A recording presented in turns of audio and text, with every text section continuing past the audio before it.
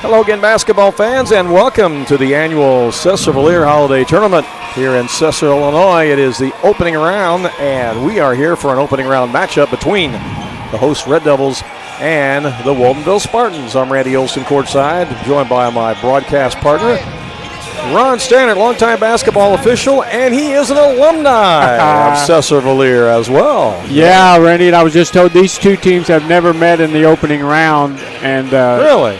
This is a big rivalry. I mean, you know, Waltonville just 8 miles up the road. Right. And they co-op in football, and this is always a big deal when these two get together on the basketball court. But they've never met in the opening round before. No. How interesting is that? I think this is the 43rd year for the Sesser-Valier Holiday Tournament. We got a great crowd here. In fact, there's been a good crowd here all afternoon since we've arrived. We arrived when Game 2 was going on.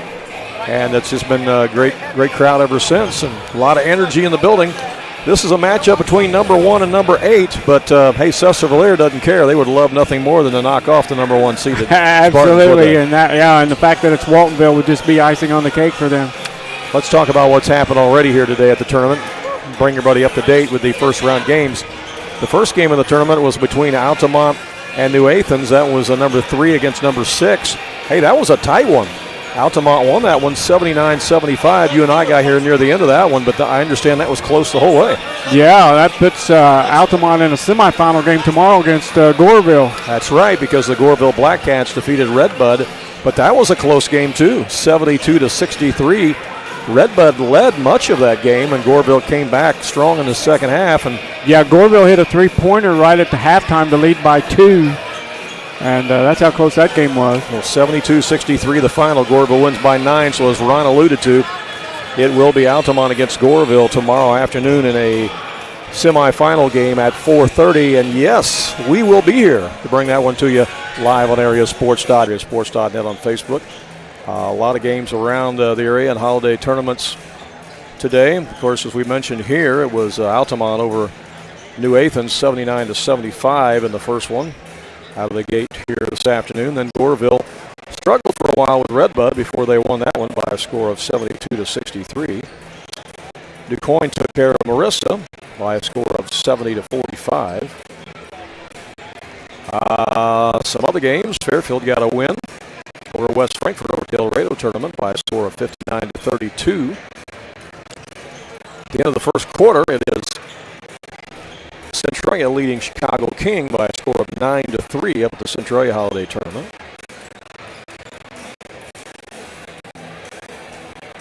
And let me get down here for some other ones.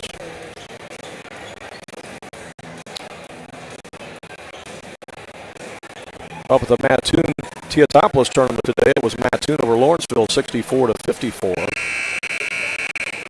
Also the El Dorado Holiday Tournament today. They had a few blowouts over there, like you sometimes see in the opening rounds. Probably the one upset in the first round was Anna Jonesboro over Hamilton County, 70-53. Harrisburg and Edwards County was a good one. Harrisburg won that one 48-35 over at the El Dorado tournament. Massac County struggled with NCOE, but finally the Patriots defeated NCOE by 5. Final score was 67-62. At the Modern Day tournament, Nashville had no problem with McClure, beating them 67-34. Here's a tight game, Ron. At the Modern Day tournament, it was Highland over Trenton Westland by 5 points, 53-48. That would be, what is Highland? Are they, well, I think Highland is 3A this year, yeah. I think they are back to 3A this year. I got some scoop for any two of these 3 officials will be on the championship game here Saturday night. How about that? Yeah. Okay. Jay Miller and Ray Garrison will be back with a regular partner, Aaron Greenwald. Okay. Filling in for him tonight as his crew is Aaron Knight. You get all the scoop because you were official yourself for 30 years. So you get all the scoops. That's inside scoop there. Uh-oh, look out. This could be the dunk. Oh, he couldn't quite flush it, but he put it down anyway. Jagger Mayville with the bucket to start the second half here. I thought that was going to be a big-time showtime, but I don't think he had his feet quite set the way he wanted to. Well, if you're the Red Devils, you're just trying to do something positive here in the second half and yeah, probably keep the clock moving. They are not having a running clock in the third quarter, but we will have it in the fourth quarter. That's an IHSA thing. Now it'll only be fourth quarter, but right.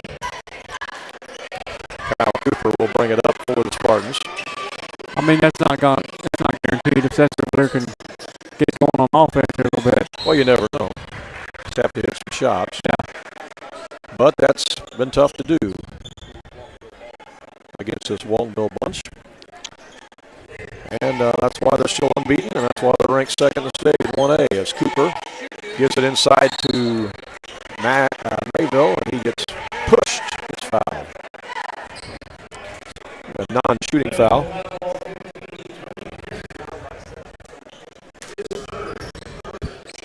Yeah, we'll work on that. We'll work on this internet. We'll get it squared away for you by tomorrow night. We'll get with the school officials here and make sure we got it squared away. As Peterson hits a baseline jumper to make it 46-12. Back in the front court it comes with Sesser-Valier. Menser has it. Over to Kyan Short. Short will drive baseline. He's cut off. Comes back out to Kistner. Kistner down into the paint. Can't do anything with it. Comes back out to McMurray. McMurray, boom, for a three-pointer. That'll help. 46-15. Yeah, I said at the top of the broadcast, you're an alumni of Sesser-Valier, but you didn't play on this gym, did you? Nope, did not. Older gym. Played in the gym downtown. Which isn't there anymore, I assume, right? The gym, I think, is there. Yeah, the school's not there, but the gym is. What are they doing with the gym now? I think they use it for, they play ball at it. Some people play ball at it, I think. Yeah. Okay, cool. Well, you got a foul on the Red Devils. It'll be out of bounds to the Spartans as it comes inside to Lamke. Lamke will give it to Peterson. Peterson got some bright blue shoes on. 4 fouls on Kistner. Three-pointer by Cooper won't go. Yeah, we'll have to give him the shoe award. Those are bright blue shoes. Not even close. Damn. They're really showing up well tonight. And that one's knocked down by Trace Payne. Trace Payne makes it 46-17. As Lamke has it down on the baseline now for the Spartans. Out to Peterson, and now to Cooper, and they'll reset the offense. Over to Wittendever now, over to Mayville. Looking for a cutter. Oh, that one almost thrown away, but picked back up by the Spartans. They get it over to Dever for three. No, look at that. Cooper works hard in the lane, picks up the loose ball and scores. I'm missing a Waltonville field goal. Got that one there, and I got the one from Jagger Mayville, but I'm missing one. Okay, well, I'm sorry I distracted you there. Must have been something I said about the old gym. I distracted you. You were thinking about the old days. No, to be honest with you, I think I had already missed it before we got it. I discovered it after that conversation. Okay. Three-pointer by Kyan Short is good. Tied to Downey. His shot won't go. Rebound by the Spartans. To Wittendever, to Cooper, to Lamke.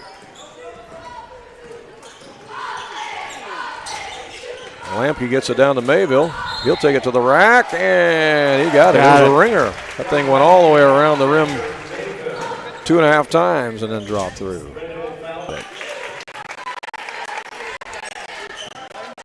Back to a 30-point game. Again, we will likely have a running clock in the fourth quarter if this keeps up. Yeah. Wilmore has the ball in the front court for the Red Devils. Out of Borda. The ball loose for a moment, but picked back up again. McMurray has it. He's guarded by Peterson. Peterson, he stepped out of bounds. Good defense there by Peterson. A turnover. Back to the Spartans. And let's see. The Red Devils will try to pick them up here. They're going man-to-man. Now they come for a trap. The Waltonville Spartans get away from that, down to Mayville. Mayville in the paint. Gets it back out to Cooper. Cooper will stop and pop a 13-footer. Boom! He's so good at shooting that ball off the dribble now, you know? That's just another part of his arsenal that he has perfected this year. He's got good elevation. That's why he's able to hit that stop and pop so often. Part of that is because he's gotten so much stronger, too. Wouldn't you agree? Yeah. There's a lay-in by Wilmore, and he went high for that one. He might have been able to flush that one. He was up high. That's 9 points for Wilmore. Yeah, he's having a nice game. Yeah. 2:21 to go. Here's Kyle Cooper on the baseline again. He scores. Yeah. 8-point quarter for Cooper. They don't have an answer for him. He may have 10, and I just don't know it because somebody's too shy. There's a give and go to McMurray, and it worked to perfection as McMurray got it back after the pass and took it to the rack. McMurray now has 8 points.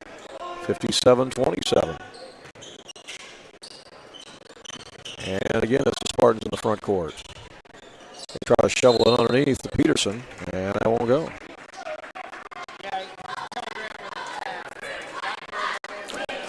So it'll be out of bounds to the Red Devils. Length of the floor.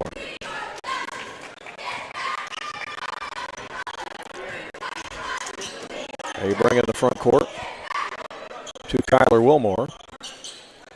To McMurray. McMurray over the left wing. Shot is up. No good.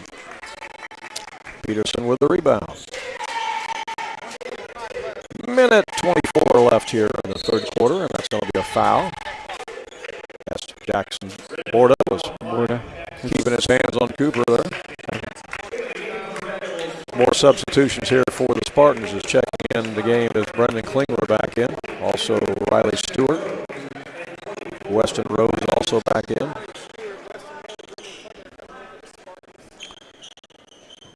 And they'll keep Peterson and Cooper out there with those three subs as Riley Stewart gets it underneath, missed the shot. Had some good footwork, but couldn't quite finish. Sesser back the other way in the person of Wilmore. Wilmore gets it out to Mincer. His shot good. First point for Mincer. Yeah, what did you say he was going to go? University of Cincinnati, I believe. Cincinnati to play baseball. Good for him. That's great. Here's a shot from 17 feet by Cooper. No, that won't go. Rebound the other way by Sesser-Valier. In the paint it goes. Cooper gets it ahead to Peterson. Peterson's going to drive baseline. Pump fakes, goes up, gets hammered. And Gabe Peterson will go to the line. 39 seconds left here in the third quarter. Mincer is first.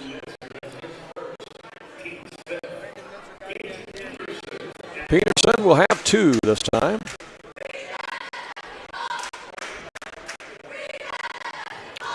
Yeah, Ron, you'll have to ask him where he got those good-looking new blue sneakers. You may have to get you a pair. Was he wearing them in the first half? We just didn't notice it? I don't remember. I know. I guess I didn't notice it in the first half, but I sure noticed it in the second half. He might have put them on at halftime. Maybe he did. Maybe he's pulling one. They showed up via Amazon at halftime. He's pulling one over on us, you know. Maybe he decided at halftime he wanted to get the shoe award tonight, so he changed them out at halftime. Yeah. So we'll talk about it, and that we have. All right. Back with us in a moment.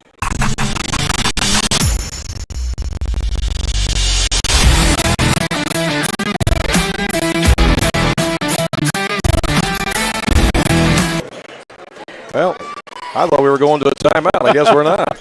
Who hit that three? That was Wilmore. Man, I don't know where I was at. I was zoned out on that one. I thought for sure they signaled timeout. All right. Here's Waltonville driving with Lamke. Lamke has it deflected. Riley Stewart's there with a cleanup job, and Mayville also tried, but nobody gets it down, and then a foul is going to be called. Yeah, I thought that was an odd time to call a timeout. Weston Rose. I zoned out there. Must be my frustration with this internet tonight, I guess. Huh? Yeah, the internet not working. It's distracted me a bit here. We'll get it all fixed for tomorrow, though. That's the end of three quarters. 58-32 is our score. As Waltonville is in command of this one, we will likely have a running clock coming up here in the fourth quarter. Back with more in just a moment. When choosing a bank, it's important to know that local matters. Local people making local decisions that support our local communities. That's why Community First Bank of the Heartland is proud to be Jefferson County's hometown bank. With branch locations in Mount Vernon, Woodlawn, and Dix, we make it convenient to serve all of your banking needs. Call us today at 244-3000 and let us know how we can assist you. Member FDIC, Equal Housing Lender. Well, back here at Sesser-Valier, you know, the Red Devils scored, what, 20 points? 20 points. 20 points that quarter. That was a good quarter for them. It really was. Good quarter for them. They actually outscored them that quarter, even though I'm missing a field goal for Waltonville. But I believe you've got to get a 30-point lead at some point in time for there to be a running clock. I think that's right, too. I think that's technically the rule. So we're not going to start out with one, so. No. And they're showing off the good sound system again here at the high school. They've got a good one here. All right, it will be Waltonville basketball to start fourth quarter. Klingler will get it into Weston Rose. Here we go. Rose gives it down to Stewart. Stewart to Lamke. Yeah, it's like a hockey game at this point. Yeah, because the clock is still running. We're just waving. The line change. Waving guys in here. Yeah, Aiden Wilson's going to check in for Waltonville. Also, Carter Stewart checks in.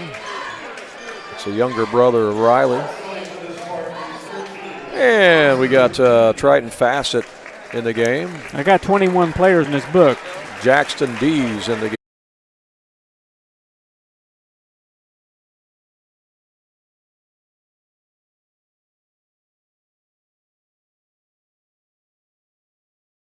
All night's semifinal game here in the Sesser-Valier Holiday Tournament. They'll take on DuQuoin tomorrow night at 7:30. And we'll be here for that one as Ron is working on our post-game stats. And we will share those with you here.